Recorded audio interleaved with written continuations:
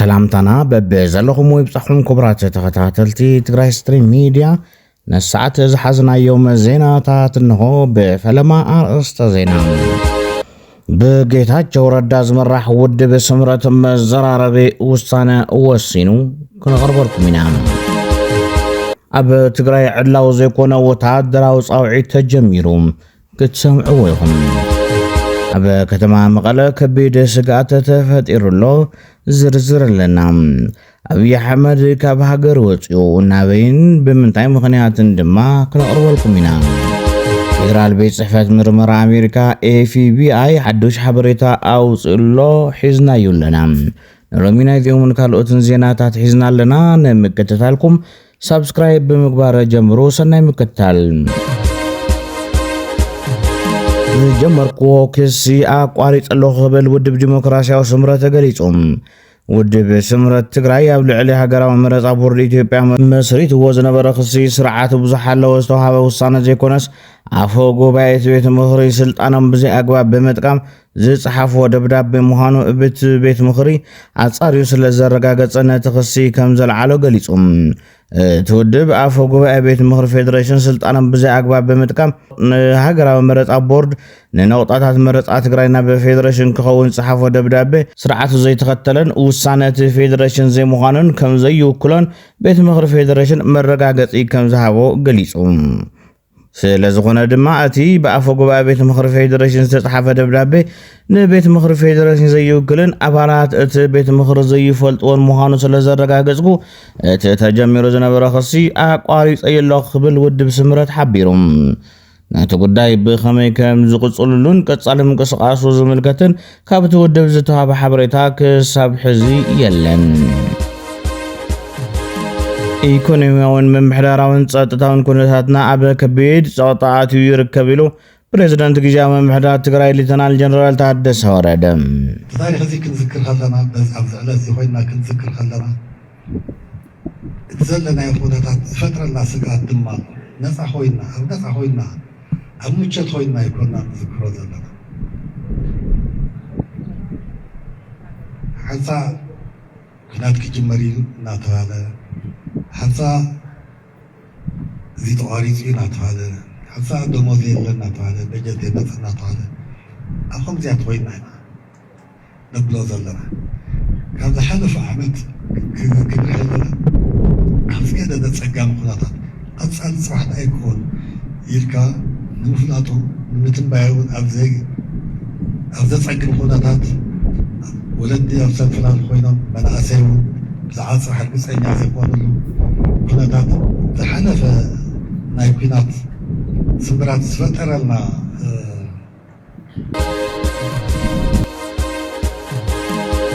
ኣብ ትግራይ ብዘይተወደበን ዕላው ዘይኮነን ወታደራዊ ጻውዒት ይግበረሉ ተባሂሉ ኣብ በርክ ዝበላ ወረዳታትን መምሕዳራትን ትግራይ ዕላው ዘይተገበሩ ንወታደራዊ ታዕሊም ንምጽምባር ዝግበሩ ጻውዒታት ይበራኸቱለው ኢሎም ፍልፍላትና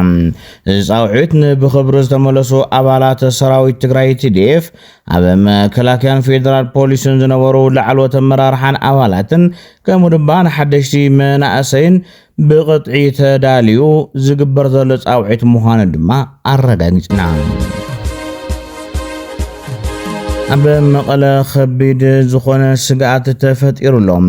ብሰንኪ ሕፅረት በጀትን ጥረ ገንዘብን ግልጋሎት ምሃብ ከም ዘይከኣለን ክሓውዩ ዝኽእሉ ተሓከምቲ ህይወቶም ይስእኑ ከም ዘለውን ሓፈሻዊ ሆስፒታል መቐለ ገሊጾም ሓፈሻዊ ሆስፒታል መቐለ በብዓመቱ ንልዕሊ 6500 ኣዴታት ግልጋሎት ወሊድን ልዕሊ 4500 ኣብ ህድሞም HIV ኤድስ ንዝርከቦም ወገናት ግልጋሎት ሕክምና ካብ ዝህብን ድሕሪ ምግላጽ ብሓፈሻ ኣብቲ ሆስፒታል ግልጋሎት ካብ ዝረኽቡ ተሓከምቲ ኣስታት 85% ዝተሓተ ኢኮኖሚ ዘለዎም ምዃኖም ብሰንኪ ድማ እቲ ጸገም ክጋደል ከም ዝገበሮ ገሊጹ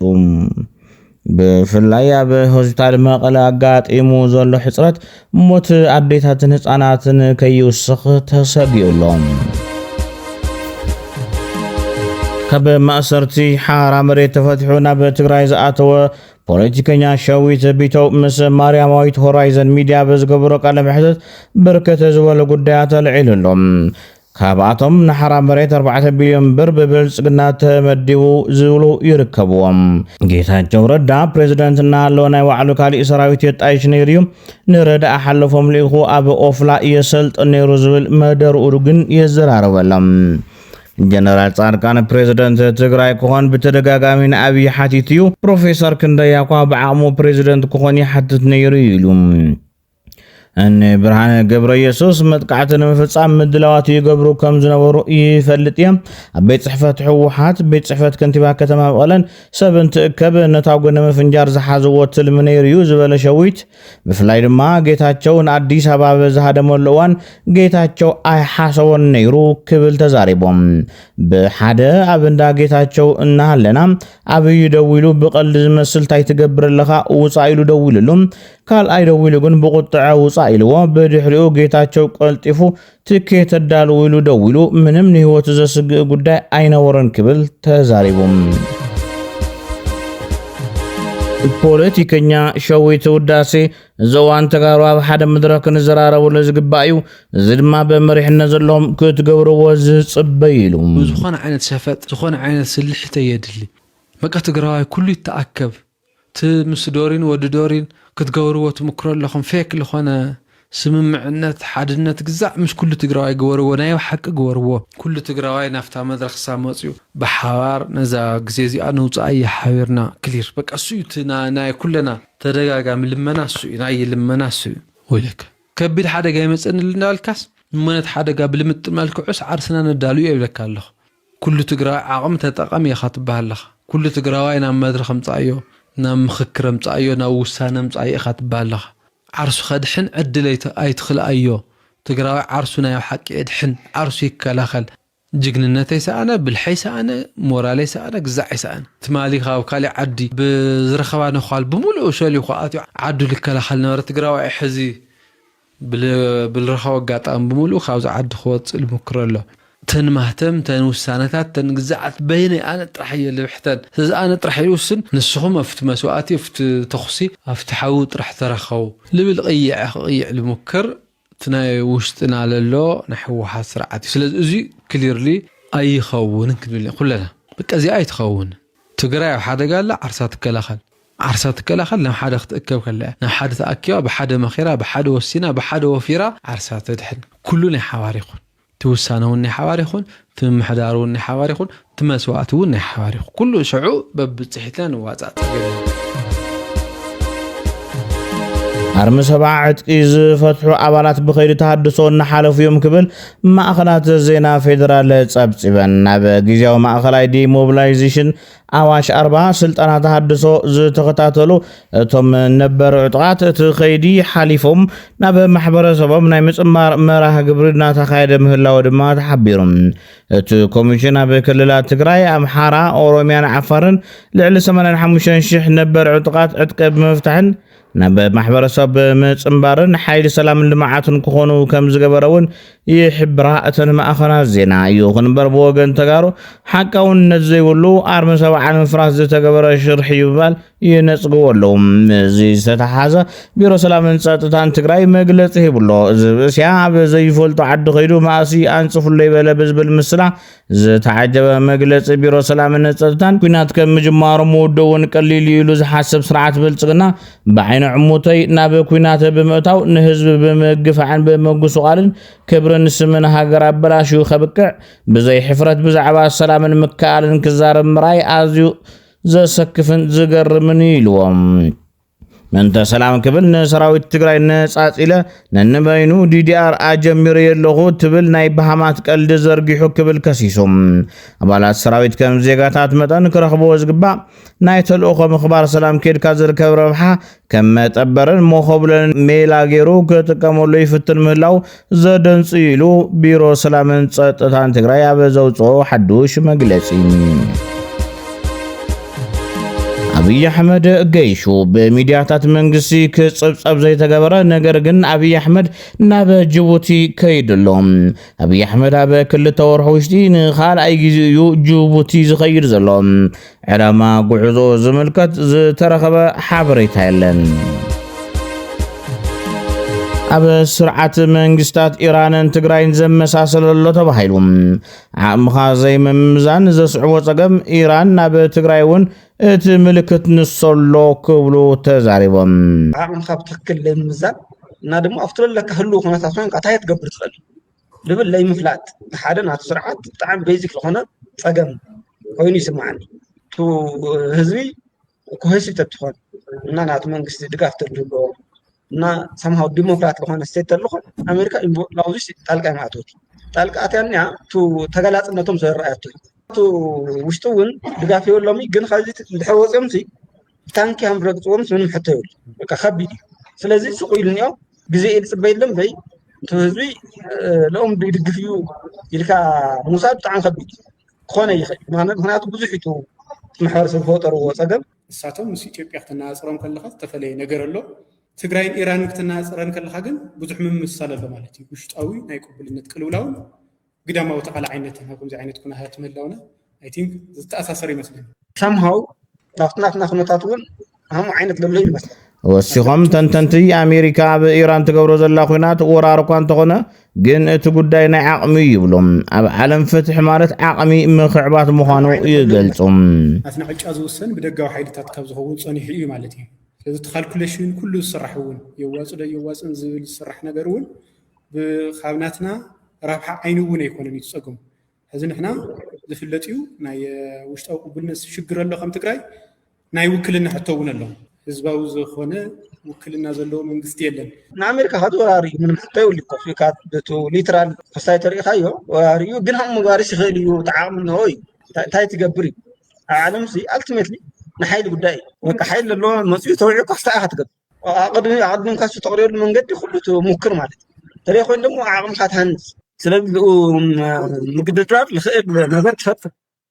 ኣዘርዋይስ ለይትኽእሎ ንሃልካ ስኡካ ብህልክ እንድሕር ኣትኻ ግን ያው ትደቅቕ ትጠፍእ ማለት እዩ ፌደራል መንግስቲ ተንዕራብ ዓደታተው ቢዚ ስለ ዝኾነ ኩናተይ ይኸፍትን ኢሎም ካልኩሌት ተገይረ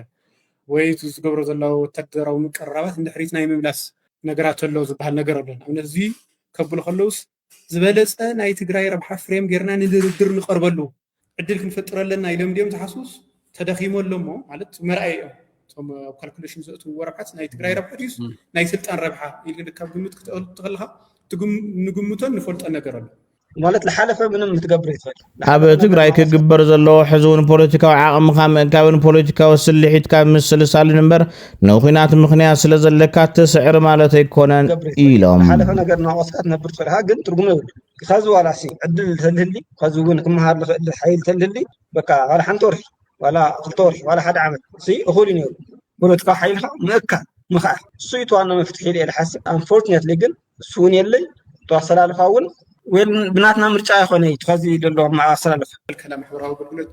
ባንኪ ካሽ ምኽላእ ትራንስፖርት ምዕፃው ነዳዲ ምዕፃው እዚኦም ዝኣምሰሉ ኩሎም ኩነታት ሓደ ካታጎሪካሊ ትክክል ኣይኮነን ማለት ንኹናት ዝኾነ ሓይሊ ንክተሸንፍ ከልኪልካ መጥቀም መውዓል ትክክል ኣይኮነን ካልኣይ ንኹናት እውን ከም ሰበብ ክኾኑ ይኽእሉ እዮም ከውዚ ስለልተወረርካ ከውዝ ክህልወካ ይኽእል ከውዝ ጥራሕ ግን የሽንፍ ቀደምሲ ሓደ ኣናሊሲስ ንመፃዊ ጦርነት ከውዝ ዘለዎ የሸንፍ እዩ ወይ ክሰርሕ ዝኽእል ነበረ ብምንታይ ይመስለኒ ቀደም ብሓይሊ ሰብ ጥራሕ ስለትዋጋእ ስለዚ ሓይሊ ሰብ ጥራሕ ተኮይኑ ስለዚ ክጎይ ከኣቱ ገለ ተኮይኑ ሲ ትከውዙ ለበለፀ ኮሚትመንት ዘለዎ ትከውዝ ዘለዎ የፍርሲያ በቃ ድሮን ግን ከውዝ የለ እንድሕር ተኩስካ ያስ ከውዝ ያህልካ ዘ ሴም ቲንግ ያሰርሕ ሶ ቴክኖሎጂ ብዙ ይኽሳገርዎ ቀይርዎ ስለዚ ከውዝ ምህላው ለይምህላው ልብል ትርጉም ዘለዎ ይኾን ይኸዚ ካብ ፓለስቲን ላዕሊ ከውዝ ዘለዎስ ክህለ ይኽእል ያለ ከዚ ተሪእናዮ ዋላት ና ኢራን ይከውዝ ዘሎ ኣብ ኩለን ዓድታት ኣሜሪካ ኢንተርቬን ዝገበረተን ከውዝ ዘሎ ተሸነፈ ትራምፕ ናብ ስልጣን ካብ ዝምለስ ኣብ ዘሎ ሓደ ዓመት ጥራሕ ሃፍቱ ብ1.4 ቢልዮን ዶላር ከም ዝወሰኸ መጽሔት ፎርብስ ኣፍሊጦም ብመሰረት እቲ ጸብጻብ ሓፈሻዊ ሃፍቱ 6.5 ቢልዮን ዶላር በፂሕሎም ዝወሰኸ እዚ ብቐንዱ ምስ ስቲቭ ዊትኮፍ ብምዃን ዝመስረቶ ወርልድ ሊበርቲ ፋይናንሻል ዝተሰየመ ትካል ክሪፕቶ ከረንሲዮም እቲ ብደቁ ዝመሓደር ትካል ክሪፕቶ ኣብ መሻይጥ ዲጂታል ቅርሺ ጥራሕ $550 ሚሊዮን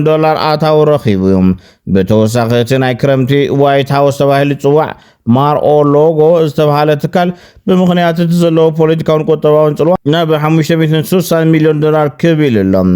እዚ ድማ ትራምፕ ኣብ ዝርዝር ቢልዮነራት ዓለም ብ55 ደረጃታት ንቅድሚት ብምስጓም ኣብ መበል 645 ደረጃ ክስራዕ ገይርዎ ኣሎ ሃገራዊ ጋንታ ኢራን ኣብቲ ኣብ ዝመጽእ ክረምቲ ኣብ ሰሜን ኣሜሪካ ዝካየድ ውድድር ዋንጫ ዓለም ኩዕሶ እግሪ ከም ዘይትሳተፍ ሚኒስትር ስፖርትን መንእሰያትን እቲ ሃገር ኣፍሊጦም ኣሕመድ ዲያንያማሊ ኣብ ዘካየዶ ቃለ መሕትት እዚ ብልሹ መንግስቲ ኣሜሪካ ንመራሒና መቕታሉ ኣብ ግምት ብምእታው ኣብ ዋንጫ ዓለም ክንሳተፍ ዝፍቀድ ኩነታት የብልናን ኢሎም ኣብ መወዳእታ ፌደራል ቤት ጽሕፈት ምርመራ ኣሜሪካ ኤፍቢአይ ኢራን ነቲ ዝተኸፈተላ ኩናት ሕነ ንምፍዳይ ንካሊፎርኒያ ብድሮን ንምጥቃዕ ትወጥን ከም ዘላ መጠንቀቕታ ሂቦም ብተመሳሳሊ ምስ ኢራን ዘለዎ ጥርና ገደደብ ዝኸደሉ ዘለዋን ናይ መወዳእታ መዓልቲ ዓለም ማለት እውን ዶምስ ዴይ ብዝብል ስምዒት ትፍለጥ ናይ ኣሜሪካ ናይ ውግእ ነፋሪት ኣብ ሰማይ ካሊፎርኒያ ትሕት ኢላ ክትበረር ከላ ዳግማይ ከም ዝተረኣየት ኒውዮርክ ፖስት ገሊፆም ዜናታት እዚ ሰዓት ነዞም ዝኸታተልኩሞም ይመስሉ ነይሮም ሰላም ንህዝቢ ትግራይ ሰላም ንኹሉ ወዲ ሰብ